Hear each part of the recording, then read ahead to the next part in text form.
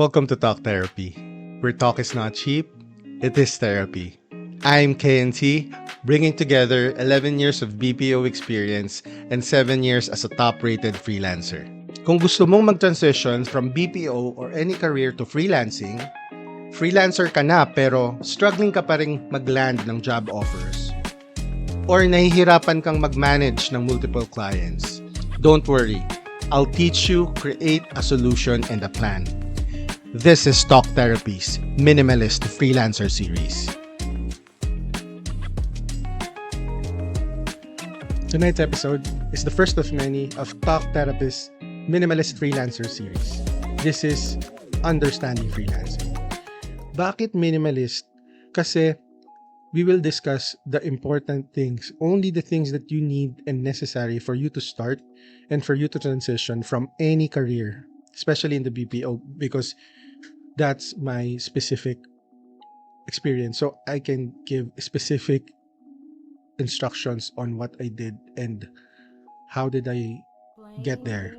So the first is, I think we need to discuss the fundamentals. So what is freelancing? If you will search it on Google, the definition that you will find is it's an independent contractor who earns wages on a per job or per task basis, typically for short-term work. That's partly true, but it's more than that. It evolved in the past decade. So you can get full-time, long-term. You can have a client as if you feel like you're employed in the company, as if you're working in a corporate world. But it's more freedom. It has more flexibility. So advantages of freelancing compared to traditional employment. First, work-life balance. Of course, you can get work-life balance in the corporate setting, but the restrictions in the corporate setting, mas mahirap siyang i-balance because you need to go to the office, you need to commute, you need to stay in the office if the company needs you to work overtime or maybe working the holidays, things like that. But in freelancing, since you're working at home, or you can work anywhere, extra time that you're spending in the corporate setting, that's a time that you will spend with your loved ones, with your family, with your son or daughter, with your mother that's sick that you need to take care of. Those are some examples. Later on in this series, I will also discuss. I had a specific experience that I would love to share with you, and I think it will help most of you in terms of balancing work, in terms of freelancing. So, abangan niyo yung episode na yun. Control over your income. This amount or this income is not enough if you have the bandwidth and the time and you planned and strategized it carefully. You can get a second and a third client to add up to what you're currently earning. So unlike in the BPO setting, hindi mo magagawa yun unless you do OT. So stressing, and sometimes you'll get burnt out if you work in the corporate setting with overtimes, promotion, or applying for a higher job with a higher pay. Sa freelancing part naman, for income, you saw, for example, personally, I use Upwork. So if you see a position or a job posting in Upwork and you think you can do it, you can just send a proposal. And if the client likes you, you can get that client tomorrow. You can have a job offer tomorrow. And also, you can get other clients base sa availability mo, base sa bandwidth ng utak mo kung kaya mo pa. So, may control ka sa income talaga. Kasi hindi ka papapako dun sa kung anong sahod mo compared to traditional employment. Third, opportunities for growth. So, growth in terms of you will know or you will have a chance to know and learn other industries. Kasi sa freelancing, it's really a wide variety of clients, real estate, digital marketing, lahat ng pwedeng gawin virtually and lahat ng kaya ng capacity mong aralin, you can do that. So, malaking growth. And actually, the title is not that important. Based on my experience, that's why you can be an operations manager from an agent position before in BPO. You can be an operations manager kasi yung mga clients, especially in the US, they don't look at what they don't look at your resume in terms of kung naging OM ka na before. It's more of a results based decision for them. So if they see that you're good, if they see that you can be an operations manager or a project manager or maybe higher than that, you will be that position in that company for that client. So yung growth is really big as well. Also, you are your own boss in a sense, because this is a business, kasi self-employed ka, and you decide which clients to choose. You can negotiate your rate, you can negotiate everything with your client. And if you don't like the client, really, the two of you are not fit for each other, you can respectfully and politely decline and go to the other client. So, basically, when you're starting, it's really hard to do that. But later on, kasi as you go, matututunan mo yung how to get clients easily, how to maintain clients, to talk to them, to negotiate to them. Choice of projects. So like I mentioned, you can choose any project that you like. You can decline projects if you don't like or if it's too hard for you. Of course, in my beginnings, in my first few years, maybe first year, hindi ako namimili kasi syempre it's my learning curve, so I need to work for every client that comes in and learn as much as I can.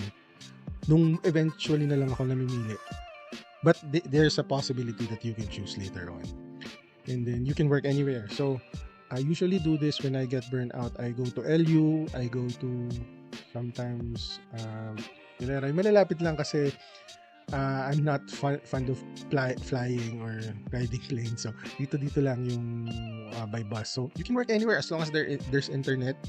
Pero I did this number of times na. So hindi din siya ganun ka-enjoy. Kunwari you have a week and then you will spend your time 7 days sa beach.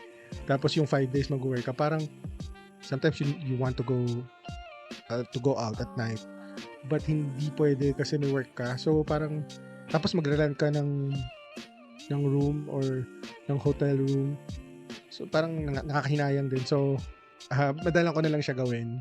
Unless I have a relative or a friend that I can stay with in the province or any beach. I can stay for a month. Like doon ka talaga titira, pero for vacation, I find it impractical because of the expenses and hindi mo siya masusulit. But of course, it's up to you. That's just my 2 cents regarding you can work anywhere. But that's a good thing as well. Control over workload and career customization. So you can decide how many clients you want. You can decide if you want a harder project or an easier project. It depends on you. So kakambal nito, mag-aaral ka sa mga online courses or self-study online. So nandiyan ng YouTube, Udemy. So if you want to be programmer and you're persistent enough to learn it, you can do it as well. Maganda ang rate ng programming and web development sa freelancing industry. There was a time that I was burnt out. Hindi man may iwasan eh. So, inaipon akong emergency fund kahit paano, and then nag-decide ako na kumuha lang ng part-time. So, for 2-3 months, nagganon muna ako just to chill lang muna. And then, after that, okay na, pwede na ako mag-work ulit. And then, career customization. So, I started as a workforce analyst in the BPO industry. And then later on, right now, most of my gigs are project management. And my usual clients is are real estate companies and digital marketing companies. So, those two. So, medyo malayo yun dun sa pinanggalingan ko. So, it depends if saan ka dalin ng alon or something like that.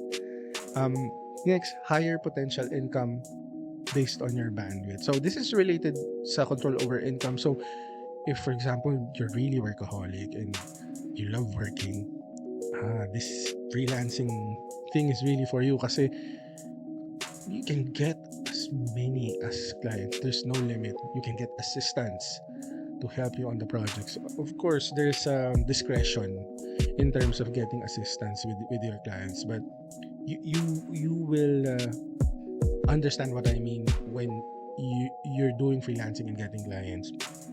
You can also charge based on what you like.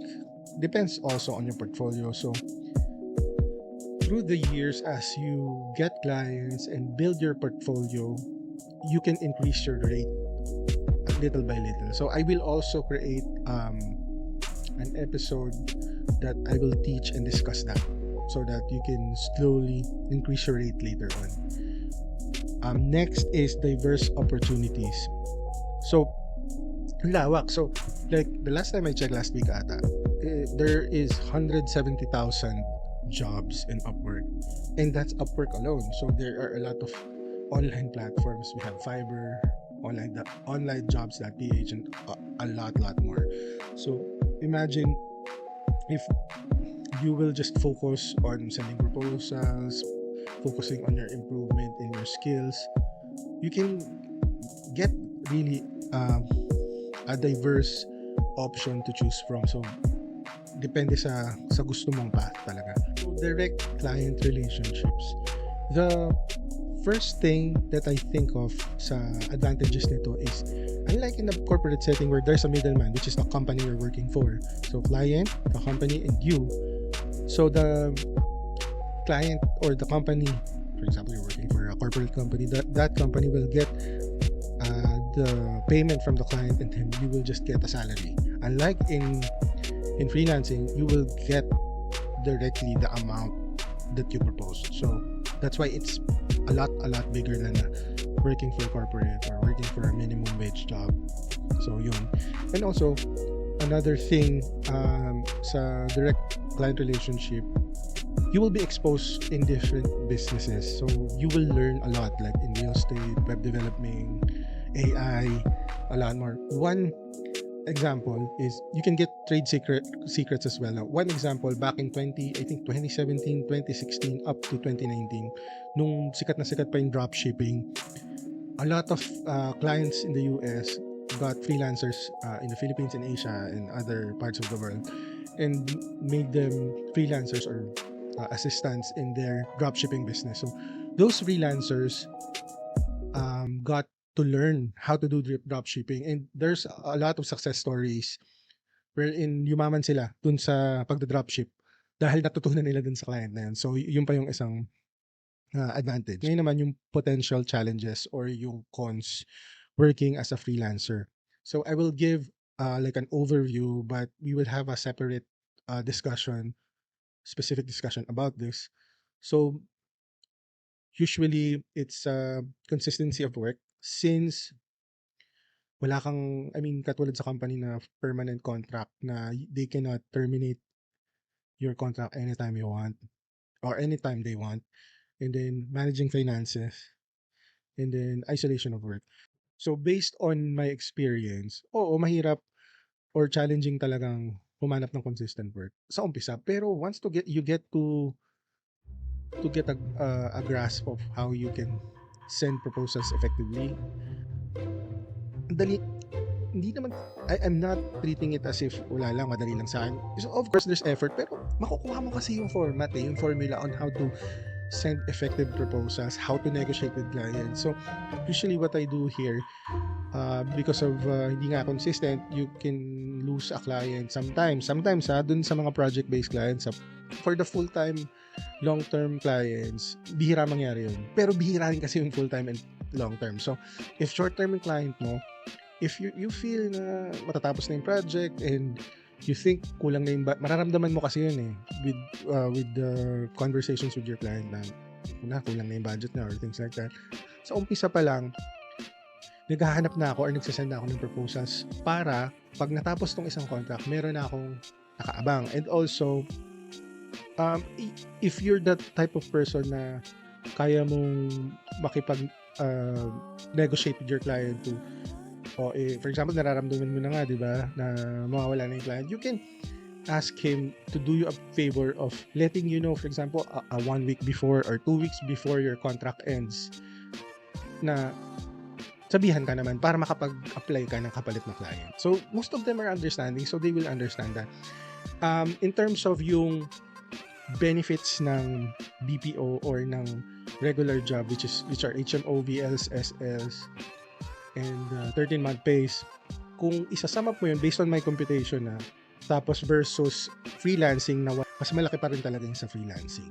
So, ang kakambal sa freelancing, sorry about that. Ang kakambal sa freelancing is, you need to manage your finance.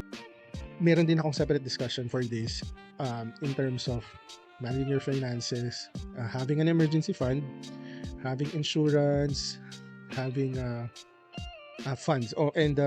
So emergency fund, just an overview, is at least 3 months to 6 months living expense. So this is very important. This is what I'm saying to those people na nagtatanong sa akin, gustong mag-freelance, galing silang corporate. You need to have this savings kasi nga, hindi nga permanent yung client. So, in case man nabakante ka ng 1 buwan or 2 buwan, you have the money to spend. Living expense, pagbayad ng bills, pangkain. So, this is just for emergencies. Kaya nga tayo nag-freelance because of the flexibility. So, kasama ng flexibility niyon, magtabi tayo ng pera for future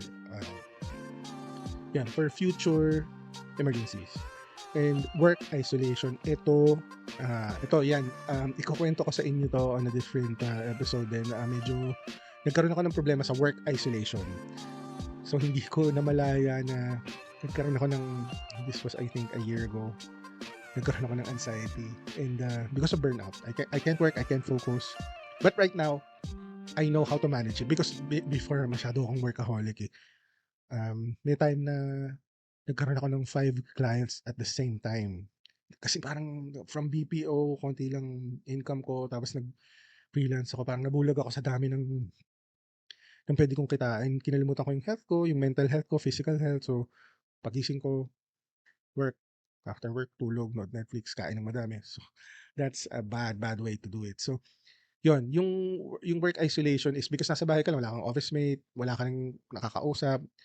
So you need to be mindful of this as well. So you need to schedule physical activities and things like that. So we will talk about and discuss this further later on the next episode. Thank you for listening to Talk Therapy. If you like that episode, please follow nyo kami sa YouTube, YouTube Music, and Spotify. You can listen or watch us there. Magkwentuhan pa tayo. You can comment, message on any of our social media pages. Meron kaming Facebook, TikTok, Instagram, and YouTube. Just look up Talk Therapy, Filipino spelling, or at Talk Therapy. May new episodes kami every 2 weeks, full of good stuff about freelancing and inspiring stories of real people. I'm KNT, signing off. Your comments and chats make our podcast even better. See you again in 2 weeks. I appreciate you.